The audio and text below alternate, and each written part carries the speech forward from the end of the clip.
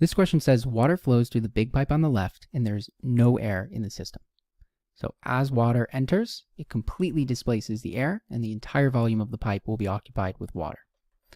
And then the question continues, the cross-sectional area of each of the smaller pipes is exactly half that of the big pipe. So by cross-sectional area, we're referring to this cross-sectional area here for the top smaller pipe and here for the bottom pipe. And this means that either one of these cross-sectional areas is equal to half the cross-sectional area of the big pipe, or in other words, the sum of both of these cross-sectional areas is equal to that of the cross-sectional area of the big pipe. Now, the resulting question is, what will be the velocity of the water flowing through the smaller pipes? So how fast will water flow through these pipes? And we have three answer options. Option A is greater than that of the big pipe. Option B is equal to that of the big pipe. Or C, less than that of the big pipe. Now, we're talking about water, which is incompressible.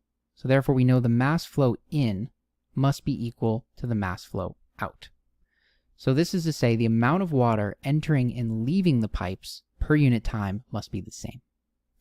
So then if we consider the trajectory of water, first again it enters through the big pipe on the left until it reaches this juncture, at which point it will split into two different paths and travel through both of these pipes. Now again, our guiding principle for this problem is the mass flow in must be equal to the mass flow out. So if these two smaller pipes sum to have the same cross-sectional area as the cross-sectional area of this big pipe, well then, therefore, the flow of water in the smaller pipes will be equal to that of the big pipe. And perhaps the best way to see this is to consider what would happen if we shrunk the cross-sectional area of these smaller pipes.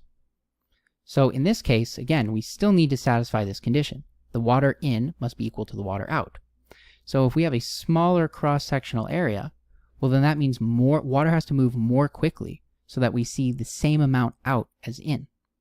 But because there's no change, the flow is equal, and therefore the correct answer is B.